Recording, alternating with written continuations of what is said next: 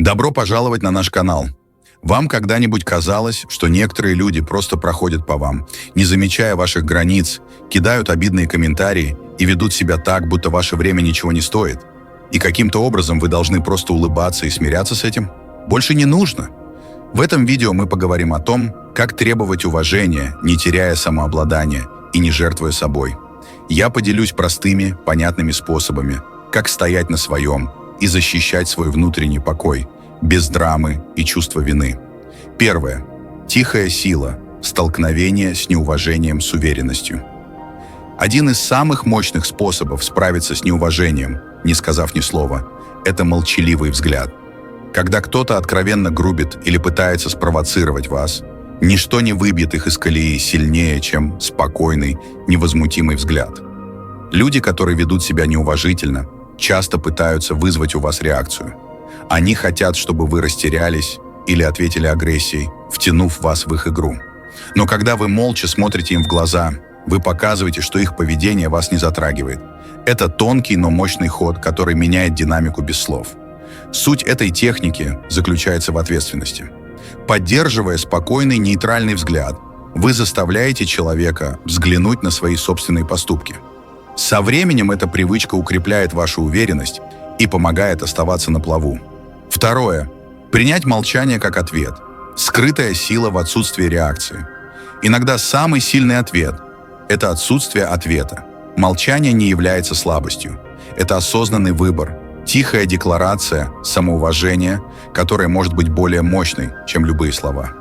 Когда кто-то пытается вас спровоцировать, выбор молчания создает невидимую преграду. Этот человек остается один на один с собственным поведением. Молчание защищает ваш внутренний покой так, как слова не могут. Это не игнорирование, а сохранение достоинства и отказ от вовлечения в негатив. Приняв молчание, вы восстанавливаете свою силу. Третье. Перестаньте оправдывать свои выборы. Сила жить по своим правилам. Перестаньте оправдывать свои решения перед другими. Ваши выборы принадлежат вам, и вы не обязаны никому объяснять их. Часто люди спрашивают «почему?» не для того, чтобы понять, а чтобы осудить или заставить вас сомневаться в себе. Когда вы перестаете оправдываться, вы возвращаете контроль. Стоя твердо в своих решениях, вы освобождаетесь и начинаете жить аутентично, без тяжести чужих ожиданий. Вам не нужно чьего-либо одобрения для того, чтобы подтвердить правильность вашего выбора. Четвертое. Создайте пространство для своего покоя. Защищайте свое психоэмоциональное состояние. Иногда самым мощным действием, которое вы можете предпринять, является создание дистанции между собой и людьми, которые вас не уважают. Держать дистанцию – это не быть грубым. Это выбор того, кого вы допускаете в свое пространство и защиту своего покоя. Создание пространства – не эгоизм, а форма самоуважения. Это позволяет вам оценить ситуацию ясно, без эмоционального манипулирования. Отступив, вы защищаете свой покой и даете место тем, кто поддерживает вас и помогает расти.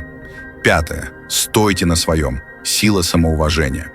Когда вы держите спину прямо и идете с уверенностью, вы молча заявляете миру, что вы знаете свою ценность.